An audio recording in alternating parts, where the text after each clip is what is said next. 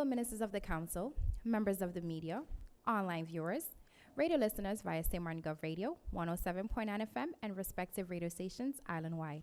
I'm Rolika Roach, and welcome to the live Council of Ministers press briefing for today, Wednesday, August 21st, 2019.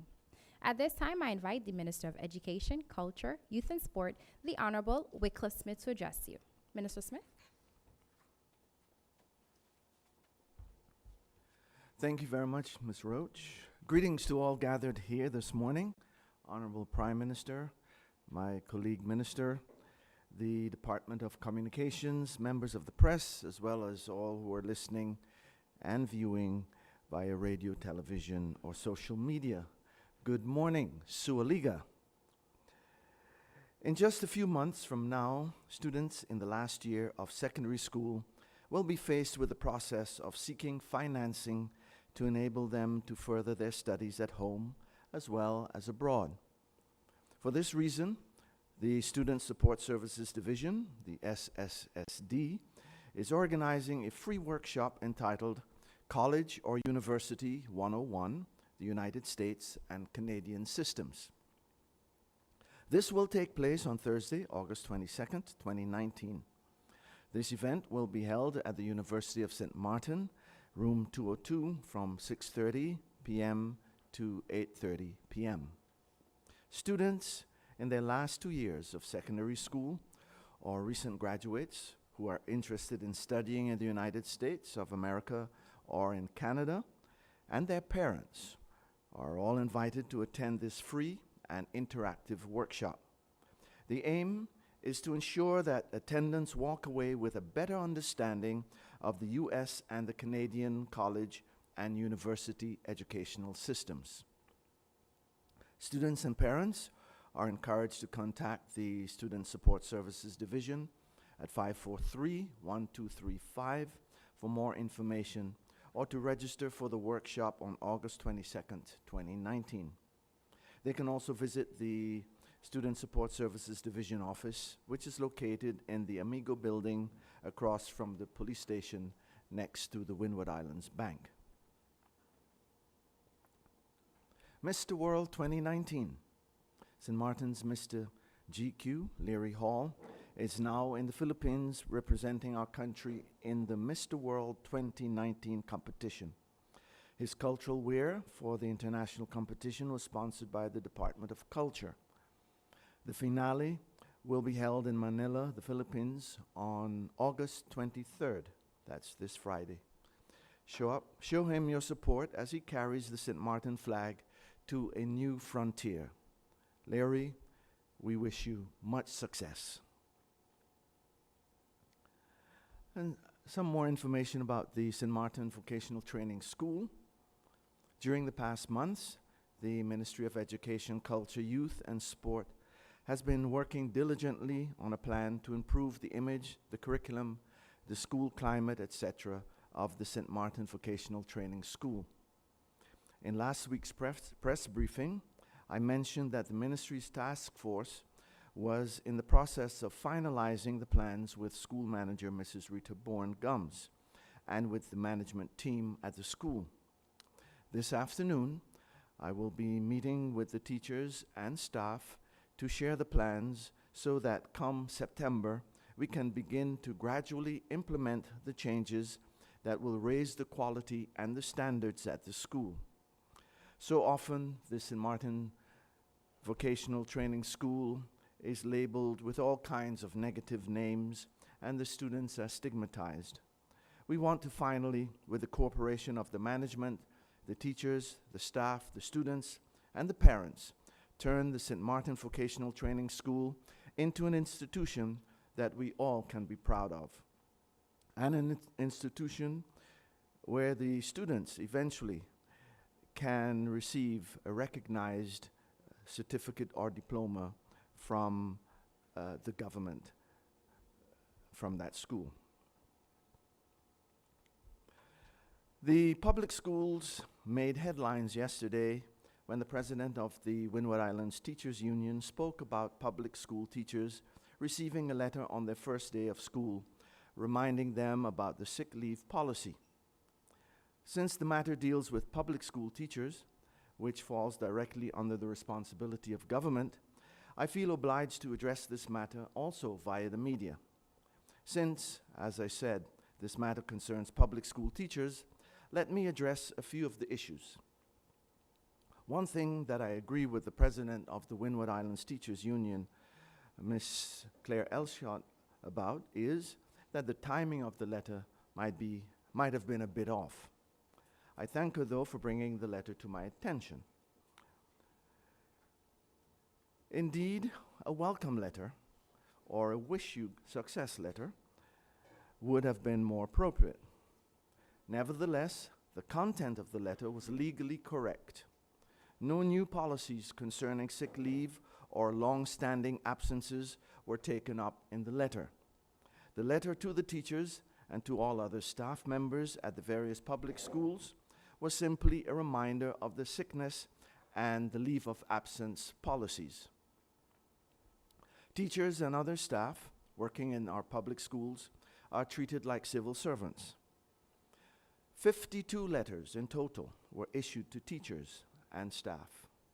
46 of the letters were letters reminding teachers that they need to go for medical control on the first day that they report to work. And 6 teachers and staff received double letters. This means that they have been on sick leave for several years or more, and they are also being reminded that they fall under the first day reporting policy. In public education, we have a total of 190 teachers and staff, and 52 of the 190 received reminders.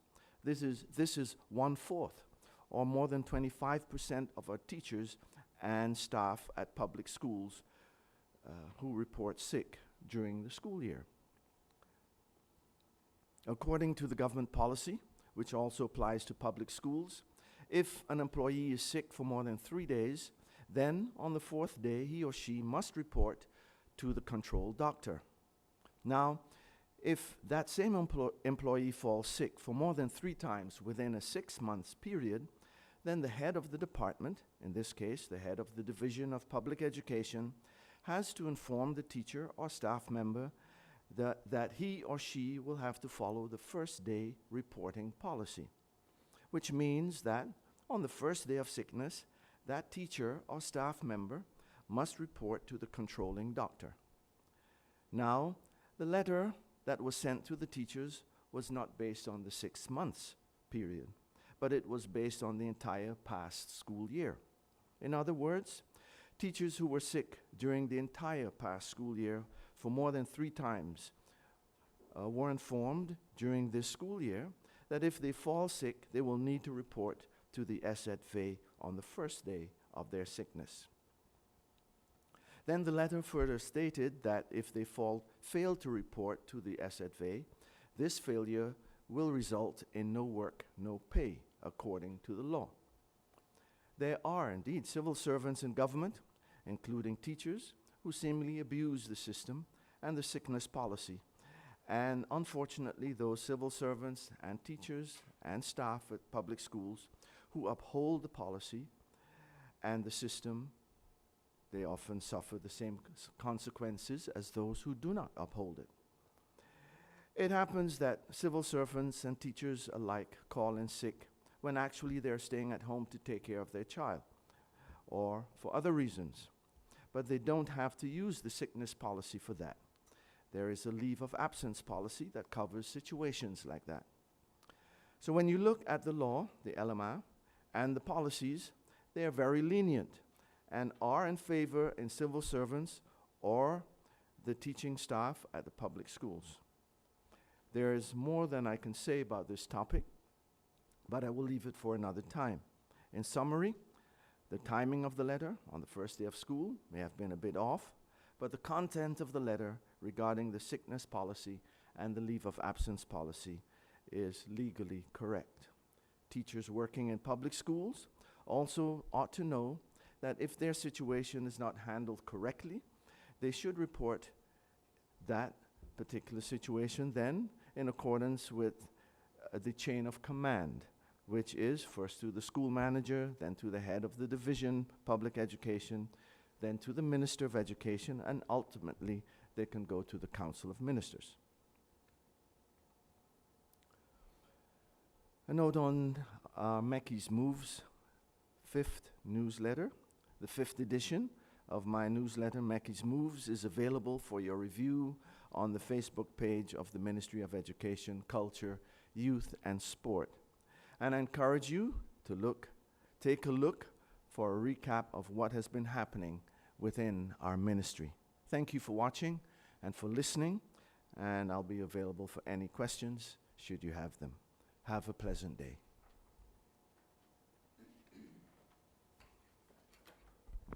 Thank you, Minister Smith, for your opening remarks. At this time, I invite the Minister of Tourism, Economic Affairs, Transport and Telecommunication, the Honorable Stuart Johnson, to address you.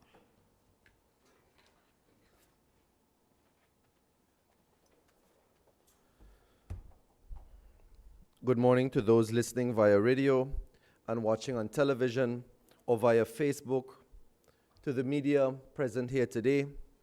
Good morning to my colleagues in the Council of Ministers, and most importantly, good morning to the people of St. Martin. I begin today by wishing all senior citizens of our country happy Senior Citizens Day. On Tuesday, I join with close friends, family members, and supporters in welcoming back home Mr. Theodore Heiliger, who recently underwent surgery in the United States. I want to let you know, and your family, that there are times when challenges we may face seem insurmountable, but I believe in a higher power that shines a light on our path, guiding us through sickness and life challenges. I encourage you to continue to have faith and look towards the Heavenly Father for strength during your recovery period. And I wish you a speedy and full recovery. I also recently had a fruitful meeting with some key stakeholders in the marine sector of our economy. This sector is an essential part of our tourism product. The gross domestic product on St. Martin, or the final value of all goods and services sold during our traditional tourism season, depends to a large extent on the marine industry. Therefore, we must continue to act aggressively to improve the service offered in this sector for the size of our economy to increase. It was essential to meet with the Marine Trade Association President, Mr. Christopher Marshall, a representative of the industry, as it gave me an opportunity to understand their concerns and apprise them of the work being done behind the scenes by the government of St. Martin, and in particular by the Ministry of TIAT. During the meeting, we discussed the need for gathering more information and data on the marine sector as it relates to the impact the marine sector has and its related activities on our environment. The impact study will be useful for investors who are planning to expand their services and also to guide the government in its planning. It is also essential that we review our product to ensure that we remain competitive. We will be looking at things such as the bridge fee structure and the quality of service we provide to our visitors. We will also need to look at the revenue generated from fees collected and compare with other fee structures in the region to determine whether we are indeed competitive. We must also look carefully at our pricing structure to decide whether or not it needs to be adjusted based on vessel sizes, or if we need to reduce the fees to attract more vessels and increase the volume of boats entering our waters. I also listened to the concerns of the business operators in the industry, and while some of these concerns have already been addressed, it is clear that there is still much more work to be done to restore the marine sector to its fully operational function. For example, the marking of channels remain insufficient and lacks proper navigational lighting, and in this case, for both outside and inside the Simpson Bay Lagoon. I have heard the cry of these businesses for the complete removal of wrecks from the 2017 hurricanes, as it presents a safety risk, and let's face it, these wrecks are an eyesore. Some other concerns, such as visa entry requirements for crew members, are already being addressed, thanks in part to the Ministry of Justice. We have also discussed marketing for the marine industry, and I gave a brief overview of the Ministry of TIAT's aggressive marketing strategy, which it will deploy at trade shows in Monaco to attract more business to the island for the marine sector. I want to thank those who attended the meeting for their contribution, and especially thank you for your continued commitment to the overall improvement of service we provide in the marine sector on St. Martin each year. Finally, I've been made aware of the fact that some members of Parliament mentioned my absence in Parliament on Friday, August the 16th, 2019. As such, I have sent a letter to the Chair Lady of Parliament, especially clarifying that I was not invited to the House of Parliament by the members of Parliament. I've attached a copy of the invitation of my colleagues, Minister of Finance and Prime Minister, to Parliament, which did not include my person. Further to that, I've informed the Chair Lady that I'm always happy to attend any meeting of Parliament at their request and should they deem it necessary. At this time, it concludes my remarks for today, and I await any questions from the media. Thank you. Thank you, Minister Johnson, for your opening remarks. At this time, I invite the Prime Minister, Minister of General Affairs, and the Acting Minister of Public Health, Social Development, and Labor, the Honorable Leona Romeo Marlin, to address you. Good morning to my colleagues. Good morning to the media.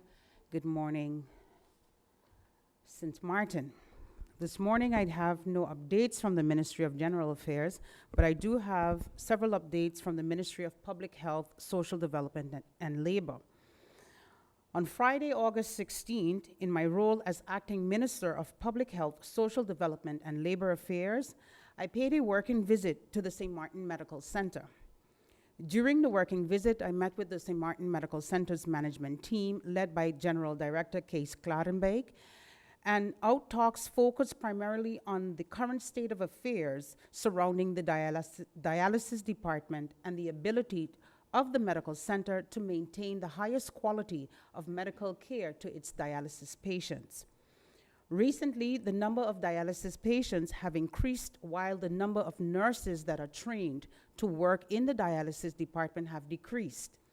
As a result, the management of the medical center has taken a number of decisions to remedy this situation. In the interim, to ensure the quality of medical care, some dialysis patients have been referred to overseas medical institutions if deemed necessary, while the medical center nursing department are directing their newly recruited registered nurses towards training in dialysis care to increase capacity. Discussions are also taking place to bring about a structural working agreement with the medical services on Front St. Martin to seek the possibility of having dialysis patients tap into similar services next door. And this is in order to avoid the more expensive overseas medical referrals. Additionally, the St. Martin Medical Center informed me that in the meantime, 2 new dialysis stations have been added to the overall inventory to ensure that when the new nurses have completed their training, there will be sufficient capacity and quality medical care to meet the demand of the medical services at the SMMC. This week, I also paid an orientation visit to the St. Martin Laboratory Services at their main branch in Cahill, across from the medical center, and in Simpson Bay, where the environmental and water testing is done. While at the SLS main branch, I received an introductory presentation by the SLS management team, led by the interim director, clinical chemist, Dr. Sharina Fleming. At the Simpson Bay branch, a tour and thorough explanations was given on the tests that they provide there by Mr. Raymond Peterson, head of the Environment Lab. Some of the services of the SLS provides includes drawing blood at its 5 phlebotomy centers throughout the island, clinical chemistry and hematology, microbiology and parasitology, pathology and cytology, DNA paternity testing, non-invasive prenatal testing, and environmental and water testing are all conducted. In conclusion, it is important to note that the SLS operates under the standards established in the Kingdom of the Netherlands, and as such provides many of their services to the best islands and the Dutch Caribbean countries where possible. For more information on these 2 important medical service providers, you can visit the website at smmc.sx and sls.xx, respectively. Through this means of media, I also want to thank both the medical center management team and the St. Martin Lab Services for the thorough information that we're given and for the excellent services that they are given in order to provide high quality services to all that visit those facilities. I also have an update from the Sector General Health Care. St. Martin is joining CARFA in its mosquito awareness activity in the Caribbean. The Caribbean Public Health Agency invites school students to participate in a poster, video, and photography competition on the theme, Empowering Young Leaders in the Fight Against Mosquito-Borne Diseases. The Vector team will distribute the information and form to all secondary schools. All are invited to participate and share their talents within the region. The categories are health promotion, so design posters and videos to educate your schools and communities. Second, active mosquito surveillance, take photographs and unusual mosquito breeding sites. Prizes for the winning schools in health promotion: the first prize up to $5,000 worth of school supplies and equipment. The second prize is up to $3,500, and third prize $2,500 worth of school supplies and equipment. The winning students in active mosquito surveillance: the first prize will be a laptop, the second prize a tablet, and the third prize a smartphones. The application deadline is October 31st. The criteria and other information can be found on caribbeanmosquitoweek.carfa.org. That is caribbeanmosquitoweek.carfa, so CARPHA.org. The Vector team is also active in the community, monitoring mosquito traps under the project of mosquito surveillance. We're reminding the general population to eliminate mosquito breeding sites. Another activity that is the planning of an IRIS system workshop, which will provide information insight on the digital coding of mortality and morbidity certificates, scheduled for the week of September 16th. The collective prevention services. CPS is preparing for the execution of the vaccination and screening programs in our schools. All schools are requested to submit their updated 2019-2020 students list by Monday, September 16, 2019. CPS will visit all schools to carry out a vaccination review and provide vaccinations for students who due their booster shots, whose booster shots are due. CPS is also available to schools and/or other organizations to speak about the importance of vaccinations and other health-related topics. Representatives of the Church of the Jesus Christ of Latter-day Saints visited St. Martin right after the passing of the 2017 hurricanes. On one of their return visits to the island, they contacted the Ministry of VSA, and subsequently, meetings were immediately followed to comply with their worthy proposal to donate roofing materials to socially challenged persons that suffered damage as a result of the hurricanes. The Ministry of VROMI was instrumental to bring balance in this project, as the much-needed technical assessments and information on government's intent as it pertains to building back and the type of materials that are required whilst VSA did the social verification. The donor's main requirement was that the distribution be put in the hands of responsible parties and that the persons mostly in need of the roofing material be given the opportunity to receive such. As such, criteria had to be put in place in order to comply with the responsible distribution of the donated materials. The distribution as envisioned then had served its purpose for those that met the set criteria. The ministries of VSA and VROMI have distributed 21 persons so far. Due to the fact that many persons did not meet the set criteria, the distributions had slowed down in the meantime. Please note, the project never came to a halt, as persons are on a daily basis in contact with the ministries and are being assisted continuously. However, to include a larger amount of participants, the ministries have discussed the feedback received from clients and have therefore come up with a new approach with criteria to include a wider group of residents that might be able to use the donated roofing materials. The feedback received from the inquiry done reveals that many persons that are in need of building materials are not necessarily able to use the donated materials due to, one, additional building materials are needed and not only the type of roofing material that was donated. Two, persons are not able to pay for their own labor once they receive the building materials, the roofing materials.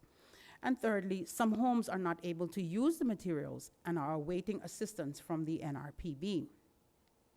With the new approach by the ministries, it is the hope that more people can qualify for the materials. We do need to keep in mind that there must be criteria in place to distribute the materials received.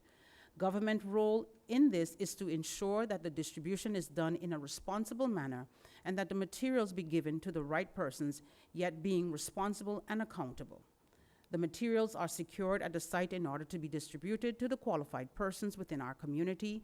For further information on the availability of materials, persons are asked to pass by at the nearest community help desk and get registered.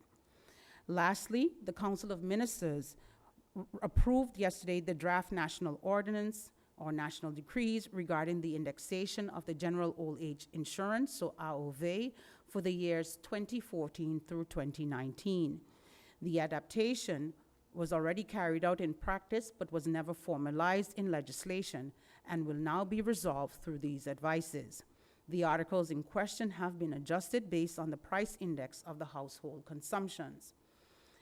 The Council of Ministers also approved the draft national decrees regarding the indexation of the general widow and orphan insurance, so AWE, for the years 2014 through 2019.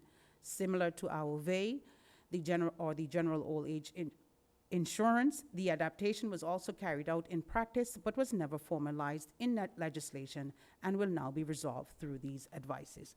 Both decrees will be sent to the Social Economic Council for review. These were my updates today. I await your questions. Thank you, Prime Minister, for your opening remarks.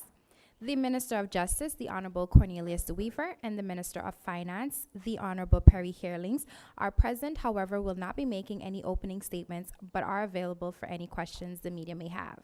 We now move on to the question and answer session. Lyndon Brown of BCN TV, you have the floor. Good morning to the people of St. Martin and to the ministers that are present today. Question to Minister of Finance. Minister of Finance, last week, you emphasized that it will take about 3 years, and the emphasis that you will have to take some measure for stabilization of the economy of St. Martin. I know the Eastern Caribbean, they will have VAT and some other things to balance their economy. In the sense of St. Martin, in what area you plan to downside to increase? Thank you, Mr. Brown. Good morning to my colleagues. Good morning to the press present, and good morning to St. Martin. Mr. Brown, I don't know how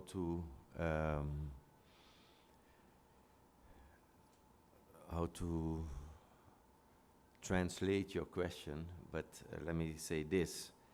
The Ministry of Finance is one ministry together with all the other ministries that are necessary to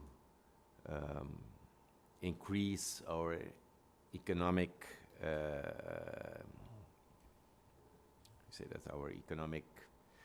moving forward of the country. What the Ministry of Finance can do is in their particular field of expertise, it's the financing and the finances of the country St. Martin, to come up with plans of approach to make sure that we clean up our act and that we become more financially stable and feasible for the future.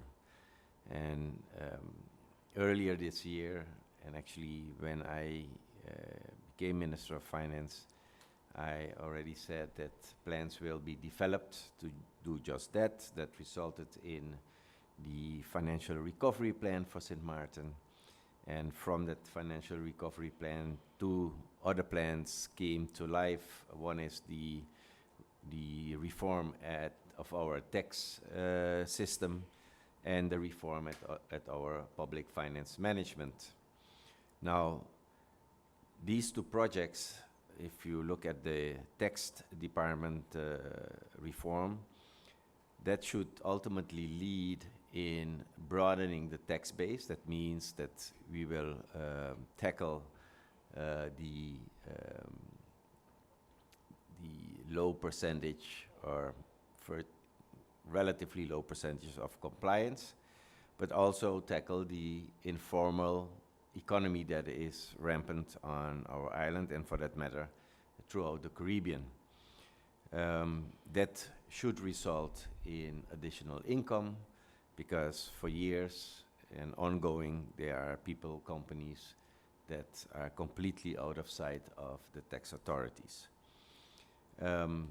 These tax reforms should also lead to eventually a balanced budget and create surpluses thereafter. And for that, indeed, we had set out a trajectory of 2 to 3 years. But going to the public finance management, there is where we are trying to mitigate leakage of money, and that is more in policies that we have been applying throughout the ministries, whereby the checks and balances are not optimal. And so we are trying to strengthen that so that we know that whatever expenses that we have on behalf of our government and our respective ministries, that these expenses are within the proper governance rules. So all of that we are going to tackle. We are ready to start off these projects. As a matter of fact, a soft kickoff for the tax reforms will take place today with a presentation of the reform plans to the tax department organization itself. And as soon as the budget 2019 is formalized by the government, the governor, and published in the Staatsblad, we can really initiate the projects that should lead to a better financial household of country St. Martin. Thank you. Thank you, Minister Heerling. Stephen Cyrillian of PJDC Radio, you have the floor. Thank you, Ms. Roach. Prime Minister, Mrs. Good morning. My question is for the Prime Minister. You spoke of the dire situation at the dialysis department at the medical center and that patients are being referred to abroad for treatment. Approximately how many patients have so far been referred to abroad for treatment? And was it brought to your attention as to how soon a solution for the problem will be reached? Thank you, Stephen Cyrillian. I will start with the latter. How soon will the problem be fixed? The problem will be definitely fixed when we have our new hospital, so it will be able to accommodate the amount of dialysis patients that we have.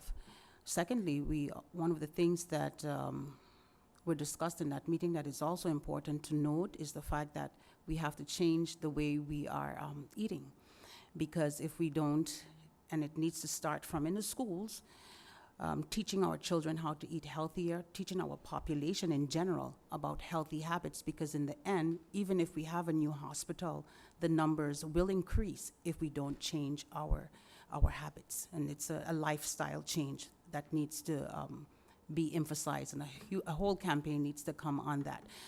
How many persons are abroad for dialysis treatment? I don't want to give a number because I can't remember it, but I know definitely that I think it's less than 10 persons. Let's just put it between that category. But I can get that information for you. But it's not a lot of patients that are abroad for dialysis treatment. And the good thing is that they are looking for solutions and speaking with Friends St. Martin to see how they can find ways to work with Friends St. Martin instead of sending patients abroad for dialysis treatment. Thank you, Prime Minister. We now move on to the second round of questions. Lyndon Brown, you have the floor. Question to the Justice Minister. Mr. DeWeaver, do you aware of how much police officers that are not working? Oftentimes you will hear that the police force is short-staffed. If you don't heard about it, if you know, you can just relate the matter, and what's the plan to actually have a meeting with these officers? So far, I understand that it's over 20-something police officer who is not working. For what reason? Thank you, Mr. Brown, for your question. I believe this is a managerial issue that each manager in each department, not just the police force, but throughout government in general, but in my ministry in particular, that each department head has to address that issue individually with their staff. Thank you. Thank you, Minister DeWeaver. Stephen Cerulean, you have the floor. Thanks again, Ms. Roach. My question is for the Minister of Education.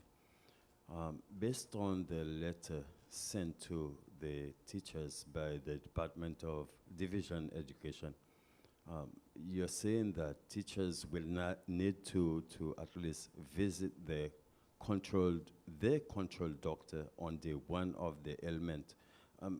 Do I take it that the idea of one visiting the house doctor prior to visiting the controlled doctor is eliminated from the educational system? No, thank you for your question. It's not eliminated, but teachers and educational staff, once they report sick to their particular school, they will need to go to the controlling doctor.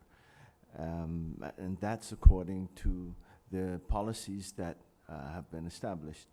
Now, they can do that via their house doctor, but they will need also to present a statement that they're sick from the controlling doctor.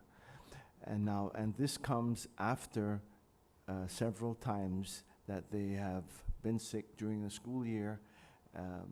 After 3 days, many teachers and many civil servants are to report to the controlling doctor, but they do not. They go back to work, and after a couple of days, they're sick again. So this kind of eliminates, but it still follows the policy that you need to you can go via your own doctor, but the department needs from the control doctor indication that you are on sick leave. Thank you, Minister Smith. Prime Minister. Yes, I just want to go back to the dialysis question. You asked about the number of persons. I confirmed it's 3 persons that are abroad for dialysis treatment. And also just to let you know that the nurses that are taking the course to specialize more in dialysis care, that course will be finished in December. Thank you, Prime Minister. If I may. I will allow a follow-up. How many nurses are taking the course, Prime Minister? Of course, you will ask that question. I don't have that. I will have to ask the question and then get back to you. The numbers weren't given. I didn't ask that question. Thank you, Prime Minister. We now move on to the third round of questions. Lyndon Brown, you have the floor. Question to the Minister of Tourism. Oftentimes, people are taught that ministers are invincible. Ministers and members of parliament, they hurt also. Minister Johnson, for the past time, you have been very much concerned. You know, when somebody have done all they can for their country, and then after a while, it's like they haven't done nothing. And a lot of people keep silent, and they will speak silently. But I realize you're verbal. In the sense, Theo Heiliger, he have been the highest vote getter. it is visible that he have been contributed very much to the development of St. Martin. And there's something more you want to say to this gentleman, Minister Johnson. Thank you, Mr. Brown, for your statement, and from that it will stem some indeed remarks from me. If we look at the journey so far that Mr. Theo Heiliger has had to take, both judicial-wise and medical-wise, it indeed worries the nation. Fact is, in the most recent elections that we've had, and the most recent being last year, we have seen that Mr. Theo Heiliger has been the largest vote getter. That speaks volumes to his presence within the public of St. Martin, his support thereof. So the support continues as I've extended every step of the way, both medically and otherwise, of his struggles and journey. The need to have that uplifting in terms of his spiritual well-being, and encourage him to do so. By extension, the people of St. Martin continue to have shown their support, and I continue to wish him and his family all the best in his overall recovery, and continue to find strength and solace in knowing that indeed better and brighter days are ahead for our nation's leader. Thank you, Minister Johnson. Stephen Cerulean, you have the final question. Mr. Johnson, similarly, the St. Martin Tourist Authority has gone dormant. In fact, this has not been talked about for some time now. Are plans still in the making to establish this prestigious organization? Thank you, Stephen, for your question. As you know, work always goes on behind the scenes. Not everything is front and center stage, as some would like to remark. I like to take pictures. I guess I look good in them. That's why they will remark that. But fact is that work continues to be done behind the scenes in reference to that. So the intention is, as I said it time and time again, we're going back to the original intent of the authority and look at its original purpose being for marketing purposes, and we're reverting back to those types of discussions. So indeed, it has not gone dormant, at least from my end, but maybe in the public's eye and in the political grandstanding eye it has. But indeed, work continues to be done on a day-to-day basis to ensure that that is one of the deliverables for this ministry within short. Thank you, Minister Johnson. Honorable Ministers of the Council, members of the media, online viewers and radio listeners, this brings us to the end of the live Council of Ministers press briefing for today, Wednesday, August 21st, 2019. For rebroadcast, tune in at 7 p.m. on St. Martin Cable TV. For video on demand, log on to the official government's website at stmartingov.org. On behalf of the Department of Communication, I'm Rolika Roach, and wishing you a pleasant day further.